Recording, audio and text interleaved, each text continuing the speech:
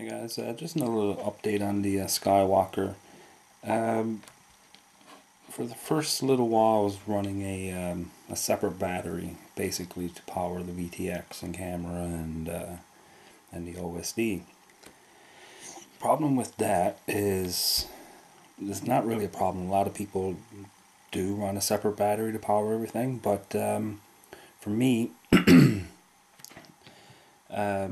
it was flying perfectly on its CLG, but now that I've added the GoPro and the 360 servo up front, it's kind of making her a little bit nose heavy. So for the separate battery, I was running a 3S 1600 milliamp battery.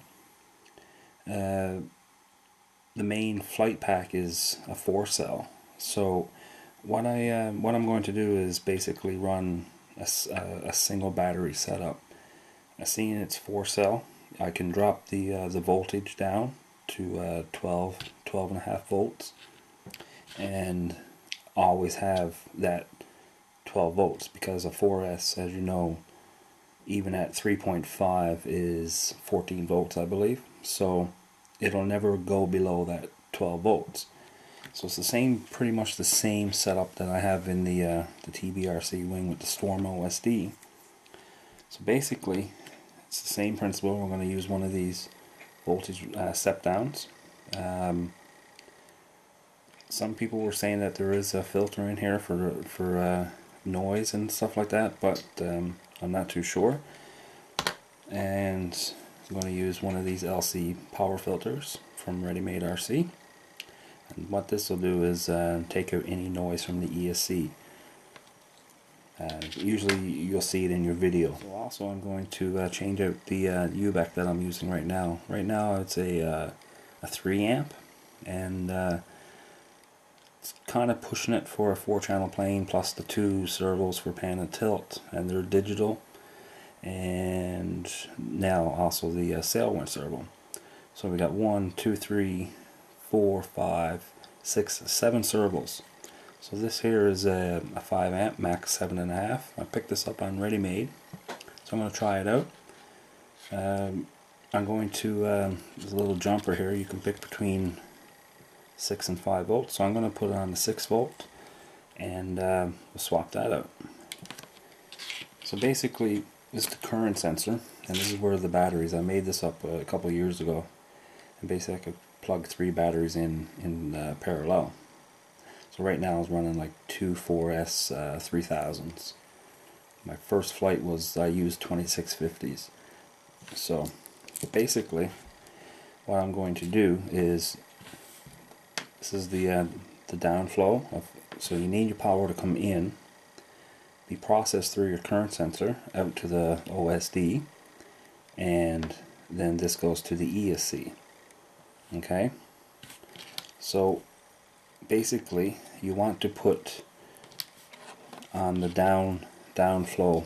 Okay, with your UBEC it doesn't really matter, I don't think. I'm going for convenience, I'm pretty sure I'll wrap these two together, and then I'll just tie them in instead of having to solder here and then make another solder connection up here. So I'm just going to put 2 of them together and make one solder joint either here, or I might just cut back the heat shrink and solder it right to the back tabs of the current sensor and put a little bit of hot glue over it. So we're going to have 2 outputs, and one is going to go to the step down, then to the power filter, and the other one is going to go to the UBEC, and then I just need to take the signal out of the throttle channel that's in there now, just swap it and just put it in that signal pin and plug it into your throttle channel 1. So as I was saying, I'm going to we'll put these 2 leads together. So we're just going to twist their negatives together to make it easier to make one connection like that. And we're going to put our 2 positives together. Just twist them up.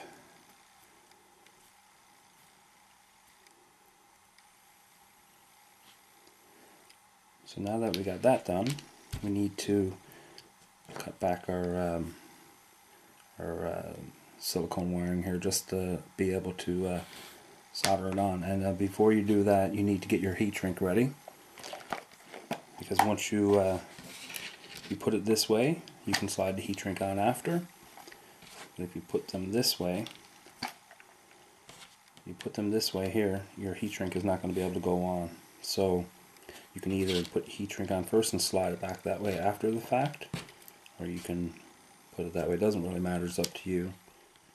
Okay, so now that we got our just a little bit of silicone stripped off, I got our heat shrink on.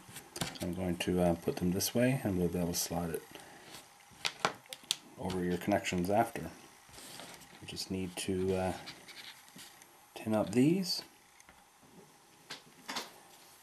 So we'll just get a little bit of solder on our twisted wires here.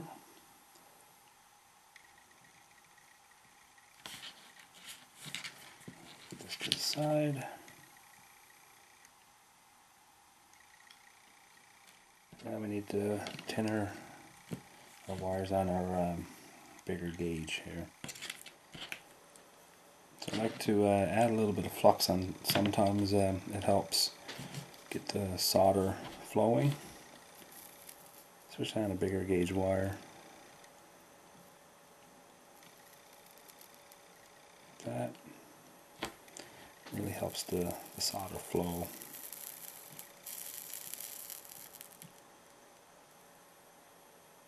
So now, the next step is to tie in our 2 JST leads that we're going to have power coming out from both. Trim up that little bit that I twisted up. Once you twist it up and solder it, it doesn't need to be overly long. You can just trim it off like that.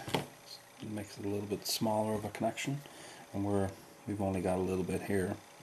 You don't want to put your red with your black. You'll have a sparky moment.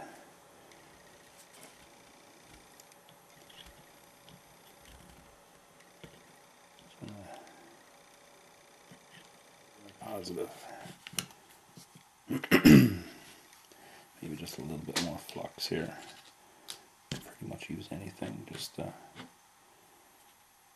really need that much, but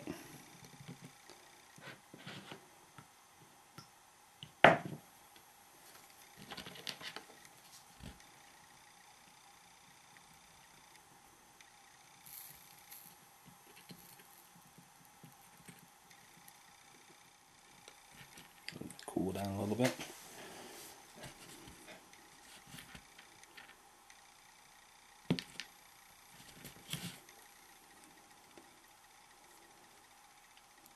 Check your connection again, so that looks pretty good. This one.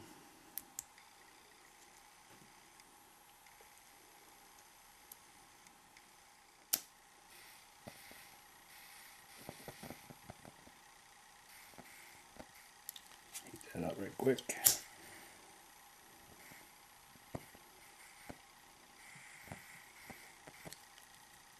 There we go. So now our next step will be to get some leads put on this, and we'll get some voltage going in. Then I can measure it and make sure, and then we'll just set it to our voltage out that we want.